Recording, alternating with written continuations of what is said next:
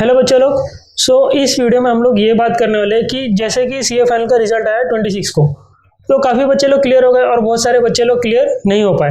वो लोग किस वजह से क्लियर नहीं हो पा रहे, तो ये पूरा वीडियो उनके लिए है कि जो बच्चे लोग क्लियर नहीं कर पा रहे, क्या प्रॉब्लम्स है, क्या सॉल्यूशन है, सारी बातें हम लोग इस वीडियो में करने वाले हैं। ठीक है। अब बहुत सारे लोग काफ़ी टाइम से अटेम्प्ट दे रहे हैं, कोई एक ग्रुप क्लियर हुआ है, कोई दोनों ग्रुप किसी का बाकी है, और कुछ लोग फर्स्ट टाइम अटेम्प्ट दिए या सेकंड टाइम अटेम्प्ट दिए।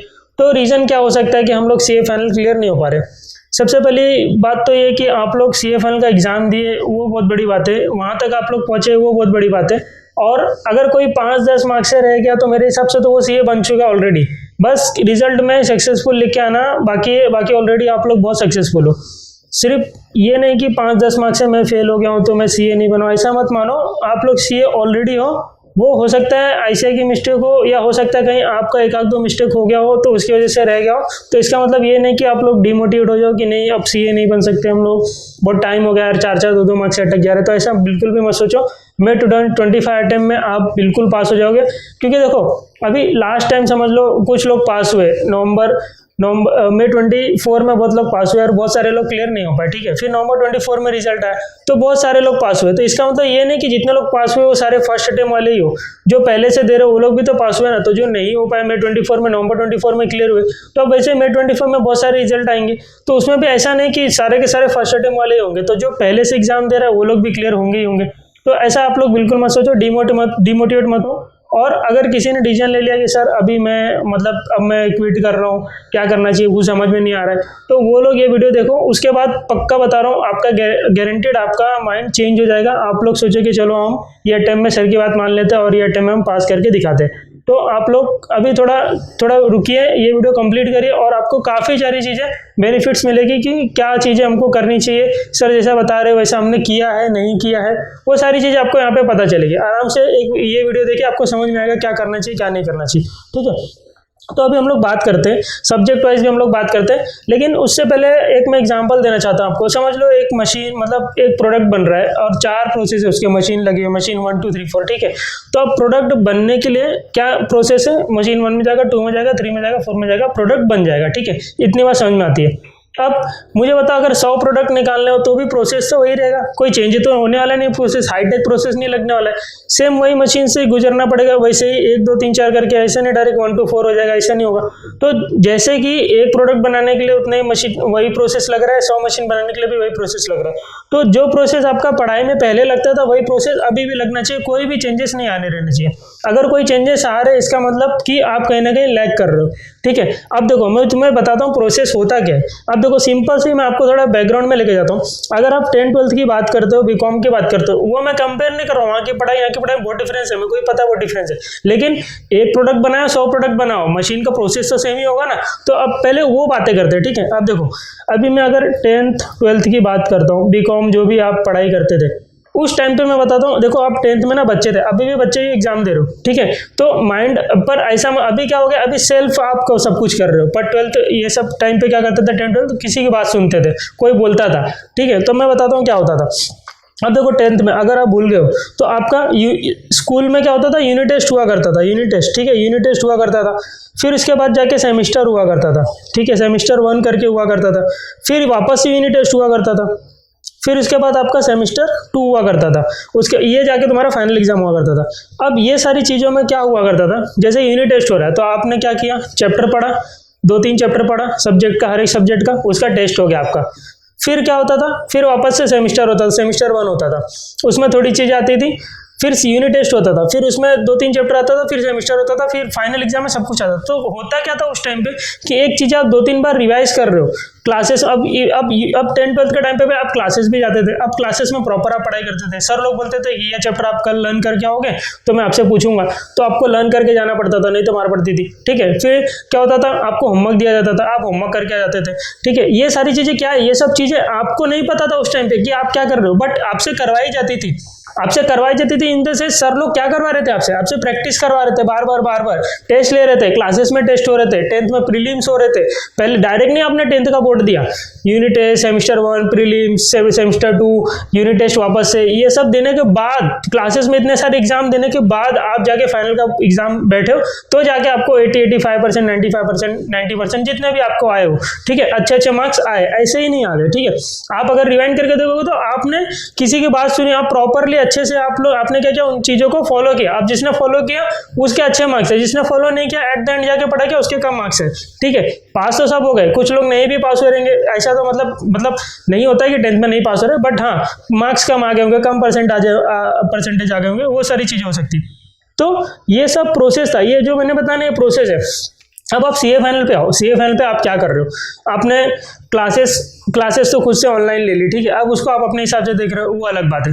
बट क्या आपने एफआर की सारे क्लास, अब जितने बच्चे आप लोग देख रहे हो वीडियो, आपने सारे क्लासेस खत्म कर दिए, ठीक है। बट मैं बता रहा हूँ गलती क्या हुई है, आपने एफआर का क्लासेस देखा, क्या उस टाइम पे 4 चैप्टर 2 इंडेक्स पढ़ा, क्या रिवाइज किया, दूसरा फिर तीसरा इंडेक्स पढ़ा, क्या रिवाइज किया, नहीं, क्लासेस खत्म कर दिया, ठीक है। क्या आपने टेस्ट दिया बार बार करके, नहीं, सारी चीजें भूल चुके हो। फिर क्या किया, एग्जाम के टाइम पे आपने रिवीजन वीडियो देख के फटाफट करके खत्म किया, ठीक है। अब उससे क्या होता है, कॉन्सेप्चुअल क्लैरिटी नहीं होती है, ठीक है। तो हमारे दिमाग में क्या रहता है, वो सब जो पढ़े हुए ना, इतनी सारी बल्क चीजें जमा नहीं हो पाती है। अब जब तक आप उसको वापस से क्यूमुलेटिव रिवीजन नहीं कर रहे तो क्या होगा, तकलीफ होता है, और जब तकलीफ होता है तो फिर एग्जाम में भी तकलीफ होता है, फिर एग्जाम में आपको याद नहीं आता है, फिर टाइम वेस्ट होता है, धीरे धीरे थोड़ा रिकलेक्ट करते हो तो कोई क्वेश्चन को टाइम लग जाता है, फिर पैनिक हो जाता है सिचुएशन, 1 घंटे में 20 मार्क्स का क्वेश्चन हुआ रहता है, बच्चे बाकी के 2 घंटे में 80 मार्क्स बाकी रह जाते हैं, वहीं पे पैनिक हो जाता है। अब जो क्वेश्चन आता है उसमें भी तकलीफ हो जाता है कि मतलब डर के मारे तकलीफ ये हो जाता है कि अब मुझे टाइम बहुत कम है, अब मैं कैसे करूं, तो उसकी वजह से जो क्वेश्चन आता है उसमें छोटे मिस्टेक करके आ जाते हो। तो आप लोग सोचते हो आपके हिसाब से क्वेश्चन आपने राइट किया है, आंसर भी राइट होगा, और जब रिजल्ट आता है तो पता चलता है अरे इधर पे मैंने थोड़ा सा मिस्टेक कर दिया, ये सारी चीजें मिस्टेक हो गई, तब इससे कोई सोचता है मुझे 70 मार्क्स आएंगे और देखते हो तो हमको 40 भी नहीं आ रहे, 50 आ गया, समझ रहे हो, ये सब डिफरेंसेस आ जाते हैं, फिर हमारा एग्रीगेट नहीं बन पाता है, किसी का 2 मार्क्स 4 मार्क्स 5 मार्क्स रह जाता है ऐसा, ठीक है। तो ये सारी चीजें प्रोसेस। अब आप बोलोगे सर आप बताओ कैसे पढ़ना चाहिए, हाँ तो मैं बताता हूँ अभी कैसे क्या करना चाहिए। अब देखो अभी भी टाइम ऐसा नहीं, आपके पास 4 महीने आराम से, आप जनवरी फरवरी मार्च अप्रैल 4 महीने आराम से आप अच्छे से जितना प्रोसेस में बोला उस प्रोसेस में आप आराम से फॉलो कर सकते हो और आराम से पास हो सकते हो, कोई तकलीफ की बात नहीं। अभी थ्योरी को कैसे पढ़ना चाहिए वो सारी चीजें इस वीडियो में मैं डिस्कस करूंगा, कैसे क्या करना चाहिए क्या नहीं करना चाहिए, सारी चीजें हम लोग बात करेंगे इसमें, ठीक है। अब देखो मैं FR AFM की बात करता हूँ, ठीक है। तो FR AFM आप कैसे पढ़ोगे, जैसे कि आपने क्या किया, सबसे पहले तो आज एक इंडेक्स पढ़ लिया, ठीक है। अब उस इंडेक्स को क्या करो, उस इंडेक्स का क्वेश्चन साथ में करो, ठीक है, वो हो गया। अब कल क्या करो, अगर आपको लग रहा है कि अभी थोड़ा वीकनेस है उसमें तो उसका रिवीजन कर लो, और फिर उसके बाद क्या करो, नेक्स्ट इंडेक्स वापस से चालू करो, ठीक है। अब कल पूरा दिन पढ़े हो एक इंडेक्स, तो आज जाके तुमको 2 घंटा लगेगा उसको रिवाइज करने में, फिर वापस से नेक्स्ट इंडेक्स पढ़ो, ठीक है। ऐसे करके आप FR को खत्म करोगे, ठीक। अब जैसे 2-3 4 इंडेक्स होते जा रहे, उसका टेस्ट देते जाओ, वो बताता हूं मैं कैसे होगा। अभी उसका टेस्ट देते जाओ, और जब टेस्ट होगा ना तो क्या होता है, आपको पता चलता है कि आपने किया एक्चुअल में और एक्चुअल में क्या आ रहा है, रिजल्ट आ रहा है, ठीक है, पता चलेगा कि हो रहा है कि नहीं हो रहा है, ठीक है। इतनी बात समझ में आती है। अब सर इसको मतलब अभी इतना टाइम तो है नहीं हमारे पास, नहीं टाइम है, टेंशन मतलब टाइम आपके पास होगा, आप प्रॉपरली अगर डिजाइन करोगे ना आपके प्लान को 4 महीने के, आपके पास टाइम है। मैं खुद ही करवाता हूँ लोगों से, हो जाता है, पास भी होते हैं बच्चे लोग। तो इसका ऐसा मत सोचो कि टाइम नहीं है, वो टाइम आपको प्रॉपर एडजस्ट करने आना चाहिए। अभी जब आपको पता है कि पूरे दिन भर में मैं प्रैक्टिकल चीजें करूंगा तो कुछ याद रहेगा कुछ नहीं याद रहेगा, तो थोड़ा 2 घंटा थ्योरी के लिए डाल लो, वो सारी चीजें मैं बात करूंगा कैसे करने का। अब देखो ये हो गया FR के बारे में। अब AFM भी सेम प्रैक्टिकल सब्जेक्ट है तो उसको भी ऐसे ही करो, म्यूचुअल फंड पढ़ लिया, कल वापस से उसका थोड़ा सा रिवाइज कर लिया, जो बड़े क्वेश्चन है उसको वापस से देख लिया, फिर नेक्स्ट चैप्टर चालू किया। तो ऐसे रिवीजन करते जाओगे ना तो क्या होगा, तुम्हारा अच्छे से चीजें होती जाएगी। अब ऑडिट जैसा थ्योरी सब्जेक्ट सर कैसे करें, अब देखो कोई कैसा होता है कि फर्स्ट डे ऑडिट पूरा पढ़ेगा, सोचेगा अब कल नेक्स्ट चैप्टर पढ़ूंगा परसों, मतलब ऐसा देता है 4-5 दिन देगा ऑडिट को पूरा, नहीं ऐसा कभी नहीं करने का। ऐसा पढ़ने से तुम्हारे दिमाग में चीजें रिटेन नहीं रहेगी, फिर आप सोचोगे कि 4-5 दिन पूरा ऑडिट पढ़ा, फिर 1 हफ्ता दूसरे सब्जेक्ट पढ़ता हूँ, फिर मैं वापस से ऑडिट का रिवाइज करता हूँ, नहीं, रिवाइज करके कुछ मतलब नहीं, क्योंकि सब कुछ भूल चुके हो। थ्योरी जैसे सब्जेक्ट को कैसे रिवाइज की जाती है, अब देखो जैसे कि आज ऑडिट तुमने पढ़ा, ठीक है, तो आज पूरा दिन ऑडिट नहीं पढ़ना है, आपको पता है कि कल जाके तुमको 2 घंटे का ऑडिट याद रहेगा, जबकि पढ़ा पूरा 8 घंटा है। तो ऐसे वक्त में क्या करना चाहिए, अब आज ऑडिट का सिर्फ 2 घंटा ही पढ़ो, 2 घंटे में भी क्या करो, प्रोफेशनल एथिक्स जैसे चालू किया तो 4-5 क्लॉज कर लो, बस हो गया, इतना बस काफी है इतना, ठीक है।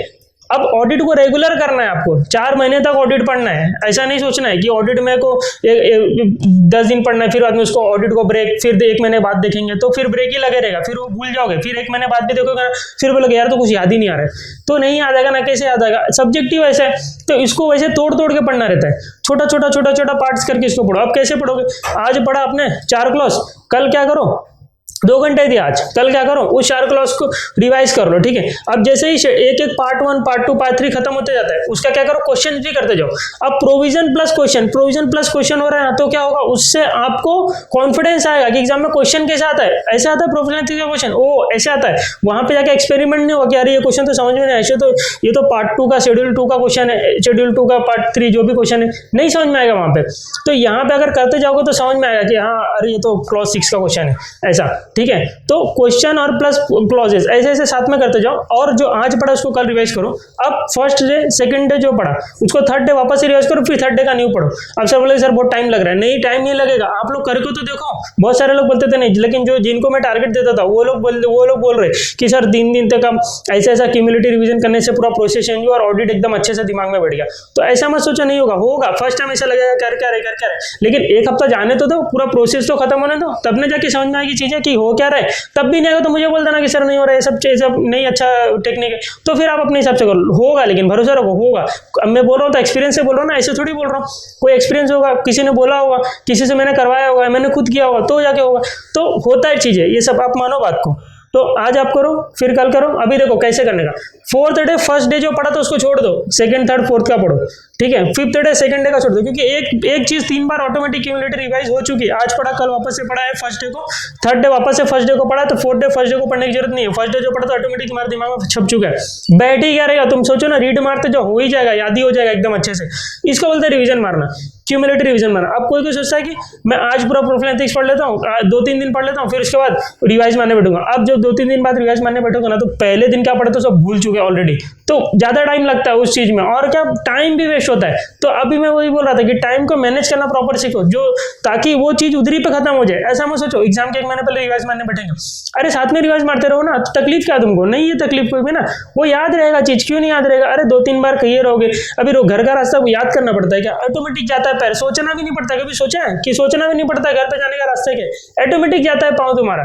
तो वही फर्स्ट डे अगर किसी दोस्त के घर पे जा रहे हो तो हाँ पता नहीं भाई रास्ता नहीं पता, यहाँ से राइट यहाँ से लेफ्ट ऐसा सोचना पड़ता है। वही दोस्त के घर पे 10 बार चले गए तो नहीं सोचना पड़ेगा, ऑटोमेटिक तुम्हारा पहुंच जाएगा।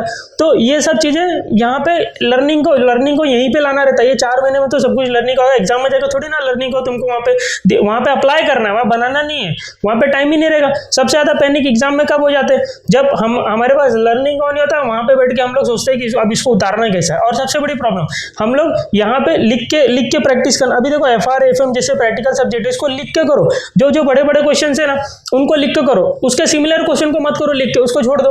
लेकिन जो इंपॉर्टेंट क्वेश्चन है, जो ऐसा लग रहा है कि भाई इसको मेरे को एक बार कर लेना चाहिए हाथ से, नहीं तो तकलीफ हो जाएगा करने के टाइम पे, चेन होल्डिंग वाला क्वेश्चन हो गया, combination business combination, financial instrument के बड़े बड़े क्वेश्चन हो गए, इसको लिख के करो। फॉरेक्स के बड़े बड़े क्वेश्चन हो गए, समझ रहे, डेरिवेटिव के क्वेश्चन हो गए, ये सब लिख के करो करोगे तो जाके तुमको, अरे आज लिखोगे तब जाके कल टाइम नहीं लगेगा, समझ रहे हो। अगर आज नहीं लिखोगे तो कल जाके टाइम लगने वाला है, और एक बार लगने तो ना टाइम, एक बार तो लगा लो। अब बार टाइम देके लगाने का टाइम लगा नहीं, देखो 6 महीने लगाओगे, देखो पढ़ाई करने के लिए अगर 1 साल लगना है तो 1 साल लगेगा प्रॉपर। अब वो 3 अटेम्प्ट में आप दे रहे हो 1 साल, वो अलग बात है, एक ही बार में दे रहे हो 1 साल, वो अलग बात है, समझ रहे हो।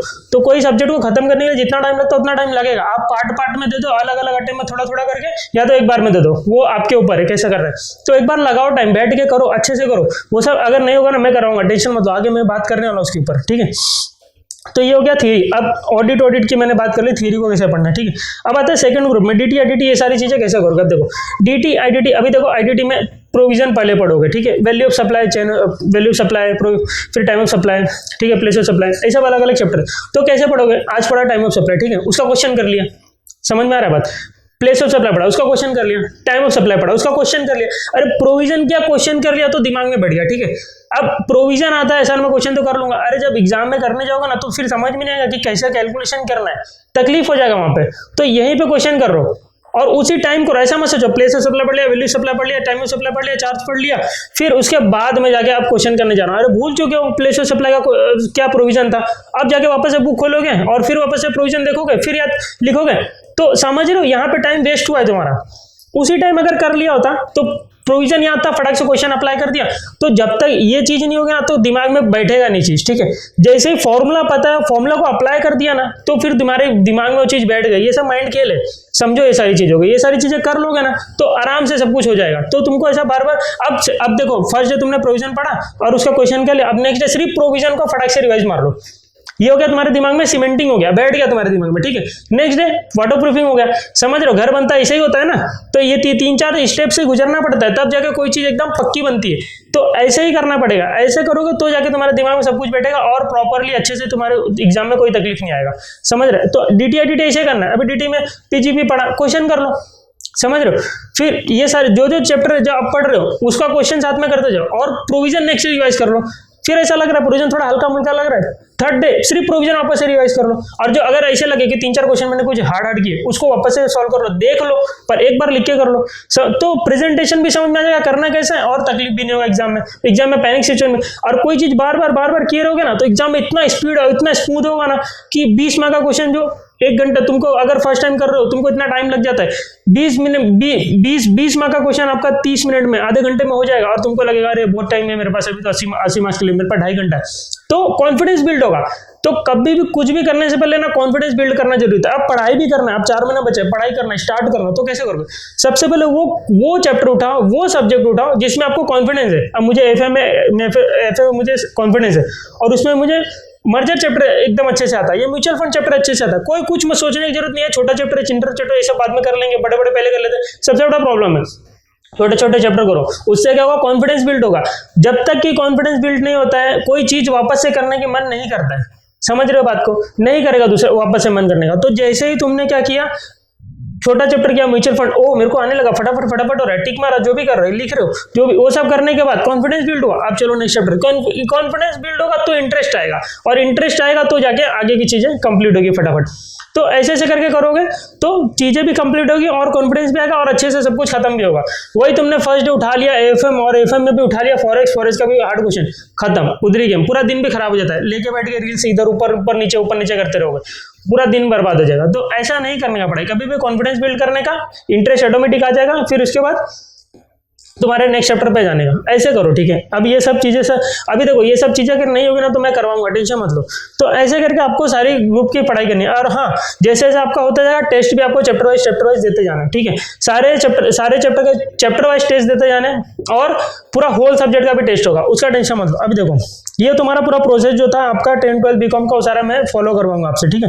तो ऐसे आपको करना है चीजें। अब देखो आपको एक गुड न्यूज भी दे देता हूँ कि अभी तक मैं ईवाई में काम करता था बिग 4 में, और अब मैंने ईवाई की जॉब छोड़ दी, ठीक है। तो पहले मेरे पास स्टूडेंट के लिए ज्यादा टाइम नहीं हुआ करता था, अब मैं 24 आवर्स आपको स्टूडेंट लोगों को आराम से दे सकता हूँ और मैं आपके लिए बहुत कुछ कर सकता हूँ आराम, मतलब मेरे पास अब टाइम ही टाइम है, ठीक है। तो अब प्रॉपरली हम लोग अच्छे से साथ में पढ़ेंगे और अच्छे से मैं पढ़ाऊंगा। एफएम के लिए भी मैं बहुत सारी चीजें लेके आने वाला हूँ और ऑलरेडी काफी सारी चीजें मेरे यूट्यूब चैनल पे पड़ी हुई है, ठीक है। काफी सारे लेक्चर्स फुल अपलोडेड है, उसमें कोई ऐसा काट कूट के कुछ ऐसा नहीं है और कोई रिवीजन वीडियो नहीं, फुल वीडियो भी अवेलेबल है बहुत सारे चैप्टर्स के। फॉरेक्स हो गया, डेरिवेटिव हो गया, म्यूचुअल फंड हो गया, मर्जर हो गया, सारी चीजें पड़ी हुई है वहाँ पे, ठीक है। और कॉन्सेप्चुअल है और उसमें कोई भी फॉर्मुला का यूज नहीं है, कहीं पे भी आपको दिखेगा नहीं कि मैं फॉर्मुला यूज कर रहा हूँ। तो आप आराम से एफएम की तैयारी वहां से कर सकते हो और एडिशनल चीजें भी मैं लाने वाला हूँ, ठीक है। तो उसका टेंशन मत लो आप लोग। अब मैं आप लोग के लिए एक प्लान लाया हूँ, अभी देखो आप लोग देख लेते हो यहाँ पे, ठीक है। अब देखो मैं अभी देखो काफी सारे स्टूडेंट लोग क्या तो खुद से नहीं कर पाते। अभी ये सारी चीजें, जितनी भी सारी चीजें मैंने बोली है, वो क्या होता है, आज किया कल नहीं किया, आज किया कल नहीं किया, ठीक है। और फिर आज किया तो आज जैसे सोच रहे कि चलो ठीक है कल कर देंगे, कल नहीं तो परसों कर देंगे, ऐसा कर करके 1 महीना 2 महीना 3 महीना बीत जाता है, एग्जाम का 1 महीना बचा रहता है फिर उसमें हम लोग रिविजन करते, फिर हमारा टाइम वेस्ट हो जाता है, फिर हमारा अटेम्प्ट लग जाता है, ठीक है। तो ये सब पैनिक सिचुएशन ना क्रिएट हो, इसके लिए मैं सोच रहा हूँ अभी ये हम लोग कल या परसों से स्टार्ट कर देंगे, ठीक है, जब भी आप लोग बोलोगे। अब मैं करना क्या वाला हूँ, देखो आपको ना मैं डेली टारगेट दूंगा। अब डेली टारगेट सबका अलग अलग रहेगा, कोई भी एक ग्रुप नहीं बना रहेगा। एक स्टूडेंट का अलग से डेली का टारगेट रहेगा, दूसरे स्टूडेंट का अलग, वो सब मेंटेन मैं करूंगा, ठीक है, उसका टेंशन मत लो। स्टूडेंट को कैसे करवाना है वो सारी चीजें मेरे ऊपर है। अब क्योंकि देखो हर कोई स्टूडेंट हर एक टाइम पे अलग अलग चीजें पढ़ रहा था, कोई ग्रुप 1 पढ़ रहा था, कोई ग्रुप 2 पढ़ रहा था, कोई ग्रुप 2 में कोई अलग सब्जेक्ट ऑडिट डीटी पढ़ रहा होता है, कोई ग्रुप 1 में ऑडिट पढ़ रहा होता है, कोई ग्रुप 1 में एसएफएम से स्टार्ट करने वाला है, कोई एफआर से स्टार्ट करने, सबका अलग अलग सब कुछ है, कॉम्बिनेशन के सबका अलग अलग, ठीक है। तो इसके लिए हर एक स्टूडेंट को मैं स्पेसिफिकली इंडिविजुअली सबको मैं टारगेट दूंगा और इंडिविजुअली उसके ऊपर फोकस रहेगा मेरा, ठीक है। हर एक स्टूडेंट पे फोकस रहेगा क्योंकि अब मैं 24/7 अवेलेबल हूँ, ठीक है, तो उसका टेंशन मत लो। फिर डेली टारगेट देने मैं सब करवाऊंगा आप लोग से कि अभी जो मैं ऊपर बोला हूँ ना कैसे, वो क्यूमुलेटिव रिवीजन मैं करवाऊंगा आपको, FR AFM वो सारी चीजें, हर एक सब्जेक्ट, ऐसा नहीं एक सब्जेक्ट पढ़ाता हूँ तो मैं एक ही चीज, AFM पढ़ाता, ऐसा नहीं कि AFM का ही सब कुछ करूँ, FR AFM audit DT IDT सबका मैं क्या कराने वाला हूँ, आपको डेली टारगेट देने वाला हूँ, ठीक है। आप लोग से पहले मैं इनपुट लूंगा कि आपका क्या पेंडिंग है, कौन सा कितना अटेम्प्ट हुआ है, कितना कौन सा अटेम्प्ट आप देने वाले हो, या जो भी हो, जो सारी डिटेल्स आपसे लेने के बाद फिर आपका डेली टारगेट चालू होगा। ऐसे कुछ भी नहीं कि हाईवे में मैं चालू कर दूं, ऐसा कुछ नहीं होगा, डेली टारगेट इस हिसाब से चालू होगा। फिर चैप्टर वाइज टेस्ट लिया जाएगा, ठीक है, जैसे जैसे आपका एक एक चैप्टर होगा चैप्टर वाइज टेस्ट लिया जाएगा और हर एक स्टूडेंट का अलग अलग होगा, ऐसा मत सोचो कोई ग्रुप रहेगा, ऐसा कुछ नहीं होने वाला, ठीक है। इंडिविजुअल बेसिस पे सब कुछ होगा, सबके ऊपर मेरा एक एक फोकस रहेगा, ठीक है। फिर उसके बाद जैसे चैप्टर वाइज टेस्ट होंगे वैसे फुल सब्जेक्ट का टेस्ट होगा। 1-to-1 कनेक्ट भी, मैं कॉल भी करते रहूंगा, आपसे बातें भी करते रहूंगा, आपको मोटिवेशन भी बीच बीच में होगा कि आपको कहीं तकलीफ आ रहा है, वो सारी सब कुछ डिस्कशन होता रहेगा और 1-to-1 कॉल पे होगा, ठीक है। ऐसा कुछ नहीं, अगर आप लोग बोले जूम कॉल रख लो, वो सारी चीजें हम लोग करेंगे, ठीक है।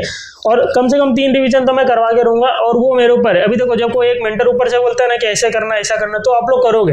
अगर आप लोग अपने ऊपर ले लो सेल्फ चीजें अगर हो नहीं रहती तो हो जाती थी, कुछ लोगों का हो जाता है, कुछ लोगों का नहीं हो पाता है, कुछ लोग सोचते आज कर लेंगे, कल पे डाल देते, कल का परसों हो जाता है, तो ऐसा नहीं होगा इस टाइम पे, क्योंकि स्ट्रिक पे रहूंगा मैं, ऐसा आप मत सोचो, स्ट्रिक तो रहना ही रहना, ठीक है। 10th-12th में स्ट्रिक थे तो उन्हें जाके अच्छे परसेंटेज आए, तो अभी भी यहाँ पे भी वो जरूरी है। फिर एग्जाम टाइम पे कैसे प्रिपरेशन कराना, वो भी सारी चीजें मैं कराऊंगा कि कैसे आपको प्रिपरेशन करना है एग्जाम टाइम पे। फिर 1.5 डेज का स्ट्रेटजी प्लानिंग, वो सारी चीजें मैं यहाँ पे कवर करने वाला हूँ, ठीक है। फिर 3 आवर्स एग्जाम में बैठ के कैसे करना है, उधर पे आपको क्या टेक्निक यूज करनी है, वो भी इंपॉर्टेंट है, वो सारी चीजें मैं आपको बताऊंगा कि कैसे करना है, ठीक है। अब ये सारी चीजें आप लोग बोलोगे तो मैं आपको ये सारी चीजें चालू करूंगा, ठीक है। अब देखो अभी तक ये सारी चीजें क्या करता था मैं, फ्री में करता था, नवंबर 22 नवंबर 23 ये सारी चीजें मैं तब से मैं फ्री में कर रहा था। अब उस टाइम पे कैसा होता था, फ्री में जब मैं करता था ना, तो कोई स्टूडेंट रिप्लाई दे रहा है, कोई स्टूडेंट आज कर रहा है, फिर मतलब वो लोग क्या उसको बोलते हैं ना, मतलब इतना सामने से मोटिवेशन नहीं दिखाते थे, सामने से उतना उनके अंदर रिस्पॉन्सिबिलिटी नहीं रहती थी कि कर दूं, कोई फ्री में करा रहा है, मतलब कोई वैल्यू नहीं होती, इतनी सिंपल सी आप बस बात समझ लो। अगर कोई फ्री में कराता ना तो कोई कुछ भी वैल्यू नहीं होता, ठीक है। तो इसके लिए मैंने इस टाइम सोचा कि मिनिमम चार्ज में रखूंगा ये सारी चीज़ें करवाने का। और अगर आप लोग को ऐसा लग रहा है कि सर नहीं बहुत ज़्यादा, अभी तक मैंने तो बताया नहीं चार्ज, ठीक है, बहुत ही मिनिमम चार्जेस है इतनी सारी चीज़ें करवाने का। आप लोग अभी मैं बताता हूँ आपको क्या चार्ज है, लेकिन बहुत ही मिनिमल चार्जेस है। और अगर किसी को कनेक्ट करना है, रजिस्टर करना है, नॉर्मल बात भी करना है मुझसे, तो मुझे डायरेक्ट इस नंबर पे कॉल कर सकता है 8828365667, ठीक है। तो ये मेरा नंबर है 8828365667। तो इस पे डायरेक्ट मुझे कॉल कर सकता है, व्हाट्सअप कर सकता है, कनेक्ट कर सकता है कि कैसे क्या करना चाहिए सर, वो सारी चीज़ें मैं आपको यहाँ पे डिस्कस कर लेंगे, ठीक है। और रजिस्टर भी करना है किसी को कर सकते हैं। और देखो ये सारा जितना भी ये सब मैं बता रहा हूँ, ये सारी चीज़ें करवाने का अगर मैं आपसे फीस बोलूँ तो देखो 2000 रुपीज़ मैंने फीस रखा है। अगर आप दोनों ग्रुप दे रहे हो तो ठीक है, 20,000 हो गया, ज़्यादा हो गया, 2000 रुपीज़, ठीक है, 2000 रुपीज़ फीस रख रहा हूँ मैं। अगर दोनों ग्रुप दे रहे हो और एक ग्रुप दे रहे हो तो ₹1500 रुपीज़ लगेगा, ठीक है। अब ये चार्जेस मैंने जानबूझ के रखा है, पहले तो मैं नहीं रखता था, अब मैंने जानबूझ के इसके लिए रखा है ताकि आप लोग भी उतने रिस्पॉन्सिबल हो गए, और मैं तो रहूँगा ही रहूँगा रिस्पॉन्सिबल, ठीक है, उसका टेंशन मत लो। तो उस हिसाब से इसको अब देखो 2000 इज वेरी मिनिमम। अगर मैं सारे सब्जेक्ट का चैप्टर वाइज टेस्ट ले रहा हूँ, सारे सब्जेक्ट का चैप्टर वाइज टेस्ट ले रहा हूँ, और इतने सारे चैप्टर है, आप डिवाइड पे करोगे तो 20-25 रुपये भी कुछ नहीं आता है। ये सिर्फ इसके लिए कि आप लोग थोड़ा सामने से रिस्पॉन्सिबिलिटी दिखाओ, उसके लिए ये फीस है, बाकी और कुछ नहीं है, ठीक है। अगर ये करोगे और किसी को लग रहा है सर नहीं अभी बहुत ज़्यादा है ऐसा वैसा, तो मेरे से बात कर सकता है, उसमें भी कम कर दूंगा मैं, या फ्री में ले लो यार, लेकिन पास हो जाओ, उसका और कोई टेंशन नहीं है। अब CF बनने के बाद जो भी आपको करना है कर लो, लेकिन एक बार बात करो, कनेक्ट करो, और ये सारी चीजें हम लोग करेंगे साथ में, तो जाके आप आराम से पास हो जाओगे। थोड़ा मतलब रिस्पॉन्सिबिलिटी आएगी तो जाके चीजें होगी। अगर समझ लो अपने आप हिसाब से कर रहे हो ना, तो फिर वही जो आज हुआ वो कल होगा, और मैं नहीं चाहता ऐसा कुछ हो। अगर आप सेल्फ कर सकते हो तो आप सेल्फ करो, ऐसा कुछ नहीं। और मैं भी ये सब भी स्ट्रेटजी डालता हूँ। अभी देखो मेरे यूट्यूब चैनल पे जाओगे ना, आपको दिखेगा कि काफी सारे स्ट्रेटजी मैंने डाले। एक बार मैंने डाला था वाई स्टूडेंट फेल करके, उसमें मैंने बहुत 36-37 मिनट का वीडियो, उसमें बहुत सारी चीजें मैंने बताई है, और ये भी 26 मिनट का आई थिंक वीडियो हो गया। तो वो सब चीज़ें आप देखोगे, और मैं ये सब भी चीज़ें डालूंगा 3 आवर्स एग्जाम में, ये तो फ्री में डालने वाला मैं, 3 आवर्स एग्जाम स्ट्रेटजी कैसे लिखने का, 1.5 डेज प्लानिंग, ये तो मैं हर बार डालता हूँ। तो ये सारी चीज़ें आपको रहेगी। ये सब मैं चैप्टर वाइज टेस्ट लेने का इसमें थोड़ा मेहनत लगता है, बस उसी का चार्ज है, और तो कुछ चार्ज ही नहीं है इसमें, ठीक है। बाकी डे वाइज टारगेट ये सब मैं आपके पीछे पड़ जाऊंगा, पूरा एकदम हाथ धो के पड़ जाऊंगा, आप पास हो जाओगे, मतलब इतना पड़ जाऊंगा कि आप सोचोगे कि सर ज्यादा कुछ मतलब पीछे पड़ रहे पास करवाने के लिए। आपको पास होना ही, आप टेंशन मत लो, सारी चीजें मैं कराऊंगा ना। मैं इतना सब कुछ बोल रहा हूँ, ये सब करना चाहिए, सब करना चाहिए, मैं ही नहीं कराऊंगा तो कौन कराएगा, समझ रहे हो। आपको आप नहीं कर पा रहे हो तो मैं इसके लिए तो हूँ, क्यों यही सब करवाऊंगा आपसे, तो आप टेंशन मत लो। और इसका पूरा हम लोग ट्रैक रखेंगे कैसे क्या किया जाए, ठीक है। आपको कहीं ऐसा लगेगा कि नहीं सर नहीं हो पा रहा है, ये प्रॉपर नहीं है, नई स्ट्रेटेजी जम रहा है, तो आप अपना फीस रिफंड ले लो, आप वापस ले लो, बीच में चले जाओ, आप ऐसा कुछ तकलीफ की बात नहीं है। तो आपको जमेगा तो आप आओ, नहीं जमेगा आपको ट्राई करना है, ट्राई भी कर सकते हो 1 हफ्ता 2 हफ्ता, जैसा आपके ऊपर है, ठीक है। तो बस अभी मुझे इतना ही सब बोलना था, और ये सारी चीज़ें बतानी थी कि क्या स्टूडेंट क्या गलती कर रहा है, क्या लैक हो रहा है, क्या नहीं हो रहा है, प्रॉब्लम सॉल्यूशन, सारी चीज़ें मैंने इसमें डिस्कस कर दी, ठीक है। अब जिसको भी रजिस्टर करना है या बात करना है, पहले कनेक्ट करना है मुझसे, बात कर सकता है 8828365667, ये मेरा नंबर है, इस पर बात कर सकता है, ठीक है। चलो, wish you very happy new year.